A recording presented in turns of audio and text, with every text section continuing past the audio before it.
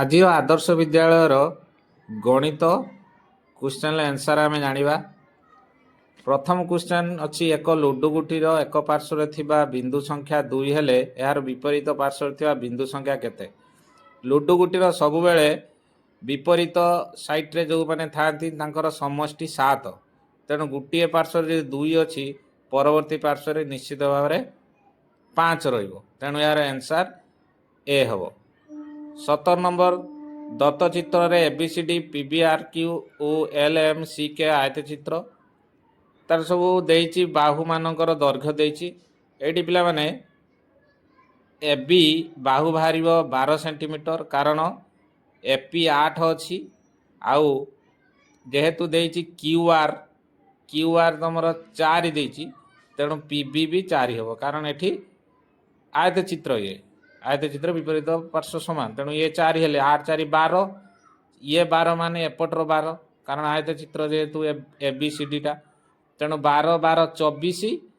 ଇଏ ଯେଉଁ ଛୋଟ ବାହୁମାନଙ୍କର ଦୈର୍ଘ୍ୟ ଦେଇଛି ତାକୁ ଆମେ ଯଦି ମିଶାଇବା 5 3 8 8 3 11, ତେଣୁ 11 11 22, ତେଣୁ 24 22 ମିଶାଇଲେ ଆମର 46, ତେଣୁ ଆନ୍ସର ଏହାର ଅପସନ୍ ବି। ନେକ୍ସଟ କ୍ୱେଶ୍ଚନ୍ ଯିବା। କହିଲା ଏକ ଆୟତକାର କାଗଜ ଫର୍ଦ୍ଦର ଦୈର୍ଘ୍ୟ 7 ସେଣ୍ଟିମିଟର, ପ୍ରସ୍ଥ 5 ସେଣ୍ଟିମିଟର। ଏଥିରେ 2 ସେଣ୍ଟିମିଟର ଦୈର୍ଘ୍ୟ ବିଶିଷ୍ଟ କେତୋଟି ବର୍ଗାକାର କାଗଜ ଖଣ୍ଡ କଟାଯାଇପାରିବ? ଦେଖ ପିଲାମାନେ, ଆୟତଚିତ୍ରର ଯେହେତୁ ଦୈର୍ଘ୍ୟ ପ୍ରସ୍ଥ ଦେଇଛି, ଆମେ ଏହାର କ୍ଷେତ୍ରଫଳ ବାହାର କରିଦେବା। ଆୟତକ୍ଷେତ୍ର କ୍ଷେତ୍ରଫଳ ଦୈର୍ଘ୍ୟ ଗୁଣ ପ୍ରସ୍ଥ 7 5 35। ଦେନ୍ 2 ସେଣ୍ଟିମିଟର ଦୈର୍ଘ୍ୟ ବିଶିଷ୍ଟ ଯେହେତୁ ବର୍ଗାକାର କାଗଜ କାଟିବା, ତେଣୁ ଆମେ ବର୍ଗାକାର କାଗଜ ଖଣ୍ଡର କ୍ଷେତ୍ରଫଳ କାଟିତେ ପଡ଼ିବ। ତେଣୁ ବର୍ଗାକାର କାଗଜ ଖଣ୍ଡର କ୍ଷେତ୍ରଫଳ 2 ଗୁଣନ 2, କାରଣ ବାହୁ ଗୁଣନ ବାହୁ କ୍ଷେତ୍ରଫଳ, ତେଣୁ 2 ଦୁଣେ 4 ହେବ, ତେଣୁ ତାର କ୍ଷେତ୍ରଫଳ ଥିଲା 7 5 35, ୟାର ହେଲା 4, ତେଣୁ 35 ଯଦି 4 ହରିଆ 4 ଅଷ୍ଟା 32, ତେଣୁ 8 ଖଣ୍ଡ ଆମେ କାଟିପାରିବା, ତେଣୁ ଅପସନ୍ ଏ ହେବ right answer. Option A right answer. 19 number କହୁଛି 0 2 3 4 ଅଙ୍କ ଗୁଡ଼ିକୁ ଥରେ ମାତ୍ର ବ୍ୟବହାର କରି ସର୍ବାଧିକ କେତୋଟି 4 ଅଙ୍କ ବିଶିଷ୍ଟ ସଂଖ୍ୟା ନିରୂପଣ କରାଯାଇପାରିବ? ଏହାର ରାଇଟ୍ ଆନ୍ସର 18 ହେବ। 18ଟି ଆମେ ସଂଖ୍ୟା ନିରୂପଣ କରିପାରିବା। ନେକ୍ସଟ କ୍ୱେଶ୍ଚନ୍ କହୁଛି 24ର ସମସ୍ତ ଗୁଣନୀୟକ ମାନଙ୍କର ସମଷ୍ଟି କେତେ?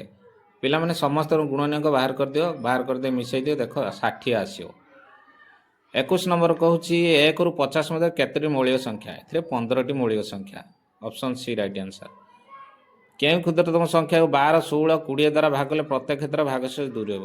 ପିଲାମାନେ ଏଇ ତିନିଟାର ଲସାଗୁ ବାହାର କରିଦିଅ, ବାହାର କରିଦେଇକି 2 ମିଶାଇ ଦିଅ, ଯାହାଫଳରେ ତୁମର ଆନ୍ସର ଆସିବ 242। Option D right answer.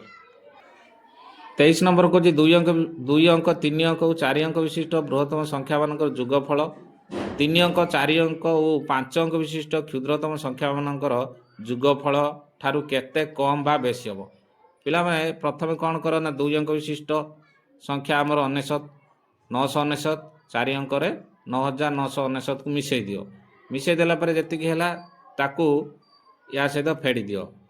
3 ଅଙ୍କ ବିଶିଷ୍ଟ 100, 4 ଅଙ୍କ ବିଶିଷ୍ଟ ହେଲା 1000, 5 ଅଙ୍କ ବିଶିଷ୍ଟ ହେଲା 10,000, ତାକୁ ମିଶାଇ ଦେଇକି ଏଥିରେ ଯେଉଁ ବୃହତ୍ତମ ସଂଖ୍ୟା 3ଟା ମିଶାଇଥିବ ତା ସହିତ ୟାକୁ ଫେଡ଼ି ଦିଅ, ଦେଖିବ ତୁମକୁ 3 କମ୍ ଆସିବ, ତେଣୁ ଏହାର ରାଇଟ୍ ଆନ୍ସର ବି ହେବ, 3 କମ୍।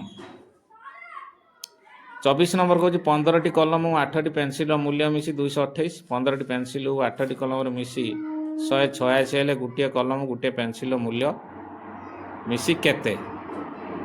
ଏହାର ମୂଲ୍ୟ ଆସିବ ପିଲାମାନେ ଅପସନ୍ ଡି 18, 18ଟି ଆସିବ। 25 ନମ୍ବର କହୁଛି 8ର 1/4, 8ର 3/4 ଠାରୁ କେତେ କମ୍ ବା ବେଶୀ?